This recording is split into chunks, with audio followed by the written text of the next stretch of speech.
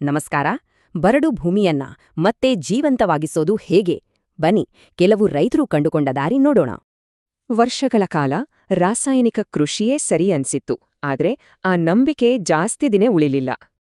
ಇದೇ ಆತಂಕ ಭಾರತದ ವಿದರ್ಭದ ರೈತ ಸುಭಾಷ್ ಶರ್ಮಾ ಅವರ ಬದುಕಲ್ಲಿ ನಿಜವಾಗಿತ್ತು. ಮೊದಮೊದಲು ರಾಸಾಯನಿಕಗಳಿಂದ ಒಳ್ಳೆ ಬೆಳೆ ಬಂತು. ಆದ್ರೆ ಬೇಗನೆ ಇಳುವರಿ ಕಮ್ಮಿಯಾಗಿ ಮಣ್ಣಿನ ಆರೋಗ್ಯ ಹಾಳಾಯ್ತು. ಬಹಳ ನಷ್ಟವಾದಾಗ ರೈತರು ಪ್ರಕೃತಿಯಿಂದ ಕಲಿಯೋಕೆ ಶುರುಮಾಡಿದ್ರು. ಅವರ ಮೊದಲ ಪಾಠ ನಮ್ಮ ಮಣ್ಣು. ಹಾಗಾದ್ರೆ ಫಲವತ್ತಾದ ಮಣ್ಣು ಅಂದ್ರೆ ಏನು? ಅದು ಬರೀ ಮಣ್ಣಲ್ಲ, 5 ಅಂಶಗಳಿರೋ ಒಂದು ಜೀವಂತ ವ್ಯವಸ್ಥೆ. ಇದರಲ್ಲಿ ಖನಿಜಾಂಶ ಮತ್ತೆ ಸಾವಯವ ವಸ್ತು ಸೇರಿದಾಗ ಆಗೋದೇ ಮಣ್ಣಿನ ನಿಜವಾದ ಶಕ್ತಿ. ಇದೇ ಪೋಷಕಾಂಶ ನೀರನ್ನ ಹಿಡಿದಿಡೋದು, ರಾಸಾಯನಿಕ ಗೊಬ್ಬರ ಇದನ್ನೇ ಹಾಳ್ಮಾಡೋದು.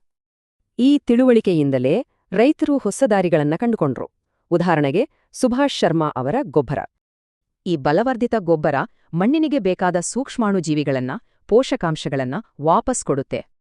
ಇನ್ನೊಬ್ಬ ರೈತ ನರೇಂದ್ರ ಪೋಖ್ಲೆ ಅವರದು ಬೇರೆಯೇ ಐಡಿಯಾ. ಒಂದೇ ಸಾಲಲ್ಲಿ 3 ಬೆಳೆ. ಈ ವಿಧಾನದಿಂದ ಮಣ್ಣಿಗೂ ರಕ್ಷಣೆ, ಕಳೆಗಳು ಕಡಿಮೆ, ಜೊತೆಗೆ ಹೆಚ್ಚು ಆದಾಯ ಕೂಡ. ಹಾಗಾದ್ರೆ ರಿಸಲ್ಟ್ಸ್ ಹೇಗಿತ್ತು? ಪರಿಸರಕ್ಕೂ ಒಳ್ಳೇದು, ದುಡ್ಡಿನಲ್ಲೂ ಲಾಭ. ಅದ್ಭುತ ಅಲ್ವಾ? ಒಂದು ಕಾಲದಲ್ಲಿ ಬರಡಾಗಿದ್ದ ಭೂಮಿಯಲ್ಲಿ ಶರ್ಮಾ ಅವರು ಈಗ ಒಳ್ಳೆ ಆದಾಯ ಗಳಿಸ್ತಾ ಇದ್ದಾರೆ. ನೋಡಿ, ಆರೋಗ್ಯವಂತ ಮಣ್ಣು ಅಂದ್ರೆ ಇದೆ. ಎಷ್ಟೊಂದು ತರಹದ ಬೆಳೆ, ಎಂಥ ಒಳ್ಳೆ ಇಳುವರಿ. ಆದ್ರೆ ನಿಜವಾದ ಯಶಸ್ಸು ಇರೋದು ಬರೀ ಬೆಳೆಯಲ್ಲಿ ಅಲ್ಲ. ಶರ್ಮಾ ಅವರ ಹಿಡೀ ಮಣ್ಣಲ್ಲಿ 100 ಎರೆಹುಳುಗಳಿವೆ. ಅಂದ್ರೆ ಭೂಮಿ ತಾಯಿಯನ್ನ ಚೆನ್ನಾಗಿ ನೋಡ್ಕೊಂಡ್ರೆ ಅವಳು ನಮ್ಮನ್ನ ಕೈ ಬಿಡಲ್ಲ. ಇದೊಂದು ದೊಡ್ಡ ಭರವಸೆ.